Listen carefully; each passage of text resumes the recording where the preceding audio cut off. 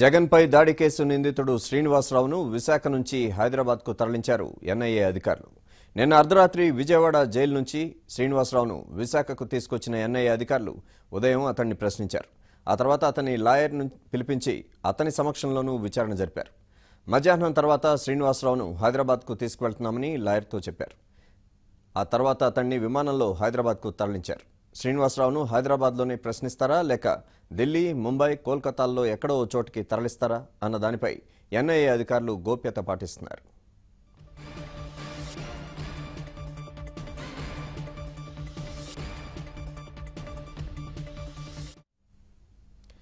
శ్రీనివాసరావు విచారణకు సంబంధించిన మరింత సమాచారాన్ని మా ప్రతినిధి నాయుడు అందిస్తారు. నాయుడు,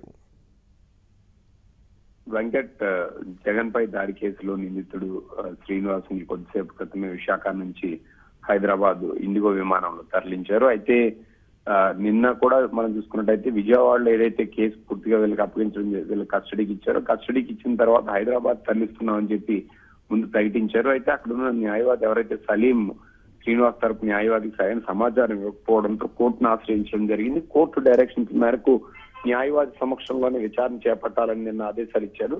సో ఆ నేపథ్యంలో ఈ రోజు తెల్లవారుజామున విశాఖ తీసుకొచ్చామని చెప్పి పోలీసులు సలీం వివరించడంతో పాటుగా విశాఖలో ఉన్నటువంటి సిటీలో కాకుండా సిటీ అవుట్స్కట్స్ లో ఉన్నటువంటి పోలీస్ ట్రైనింగ్ సెంటర్ ఉంటుంది, డిస్ట్రిక్ట్ ట్రైనింగ్ సెంటర్ అని. ఆ ట్రైనింగ్ సెంటర్ కి తీసుకువెళ్ళడం జరిగింది. గత రాత్రి 12 నుంచి తెల్లవారి మధ్యాహ్నం 4 గంటల వరకు కూడా, ఈ రోజు మధ్యాహ్నం 3:30-4 గంటల వరకు కూడా అక్కడే ఉంచడం జరిగింది. మధ్యాహ్న సమయంలో దాదాపు ఒక 2 గంటల పాటు ఎవరైతే న్యాయవాది ఉన్నాడో సలీం ని అక్కడ పిలవటం జరిగింది. పిలిచిన తర్వాత శ్రీనివాస్ ని, అంటే నిన్నంతా తీసుకొచ్చాము. అయితే అతను కొంత విచారించాం, కొంత సమాచారం కూడా ఆయన వద్ద తీసుకున్నాము. అయితే ఇక్కడ విచారించడానికి సరైన అనువైన ప్రదేశంలో లేదు, ఇక్కడ అంత అనుకువగా లేదు కాబట్టి ఇక్కడ నుంచి బయట ప్రాంతాలకు తీసుకువెళ్తామని చెప్పి ఎవరైతే న్యాయవాది ఉన్నాడో సలీం కి చెప్పడం జరిగింది. అయితే ముందుగా వాళ్ళు ప్రకటించిన దాని ప్రకారం మనం చూస్తే హైదరాబాద్ గానీ లేకపోతే ఢిల్లీ గానీ కోల్కతా గానీ తీసుకువెళ్తామని చెప్పారు. కానీ అనూహ్యంగా అక్కడి నుంచి ఇప్పుడు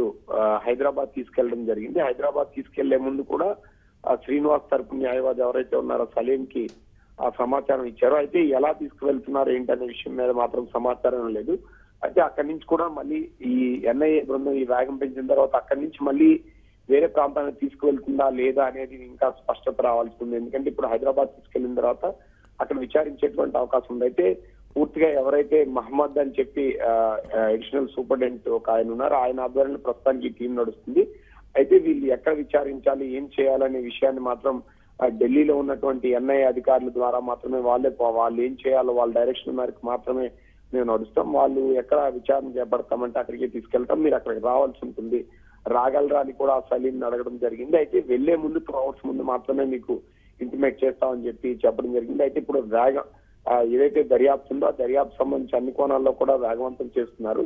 అయితే కానీ ఈ దర్యాప్తు చేసే క్రమంలో కేవలంగా వార్లుగా మాత్రమే సమాచారం తీసుకున్నారు. వీడియో రికార్డింగ్ కానీ ఇది కానీ ఇలాంటి ప్రస్తుతానికి అయితే అక్కడెక్కడ కనిపించలేదు. ఇప్పుడు హైదరాబాద్ లో అలాంటి అరేంజ్మెంట్స్ చేస్తారా లేదనేది తెలియాల్సి ఉంది. రెండోది ఏంటంటే న్యాయవాది సమక్షంలో చేయాలని కోర్టు డైరెక్షన్ ఇచ్చినప్పటికీ సో న్యాయవాదికి సమాచారం ఇచ్చి డిఫరెంట్ ప్లేసెస్ మార్చుతున్నారు. అయితే ఎందుకు మార్చుతున్నారు ఏంటి అనే విషయాలను అయితే ప్రస్తుతానికి తెలియడం లేదని చెప్పి న్యాయవాది కూడా చెప్తున్నటువంటి తెలుస్తుంది. అయితే ఆ న్యాయవాది ఇప్పుడు ఇక్కడ విశాఖపట్నం నుంచి హైదరాబాద్ కూడా వెళ్ళేటువంటి అవకాశం ఉంది. హైదరాబాద్ వెళ్ళిన తర్వాత అక్కడి నుంచి మళ్ళీ మిగతా రాష్ట్రాలు అంటే ఢిల్లీ కానీ, ముంబై కానీ లేకపోతే కోల్కతా కానీ తీసుకువెళ్తారా అనే విషయం మీద అయితే తీసుకువెళ్ళిన తర్వాత అక్కడికి వెళ్ళిన తర్వాత క్లారిటీ వచ్చేటువంటి అవకాశం అయితే ప్రస్తుతానికి కనిపిస్తుంది. అలాగే నాయుడు, ఈ కేసుకు సంబంధించి శ్రీనివాసరావు నుంచి ఎన్ఐఏ అధికారులు ఇప్పటి వరకు ఏమైనా వివరాలు ఏమైనా సేకరించారు?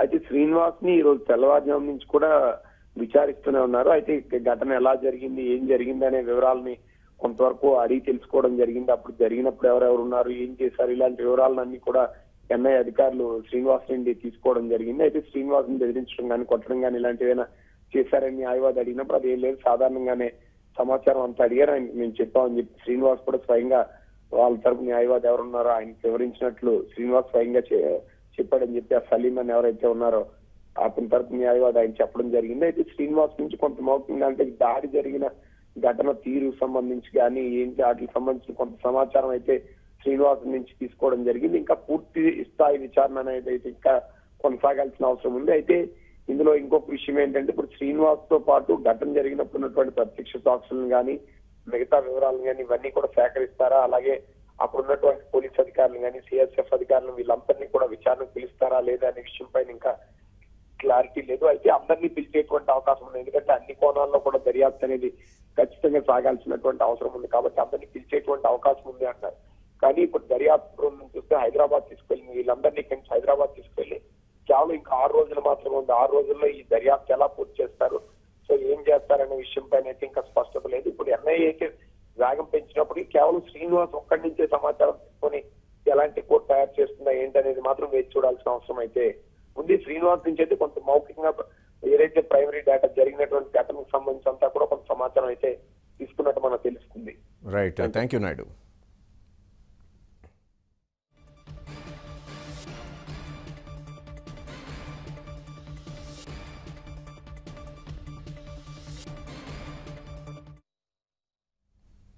హైదరాబాద్లో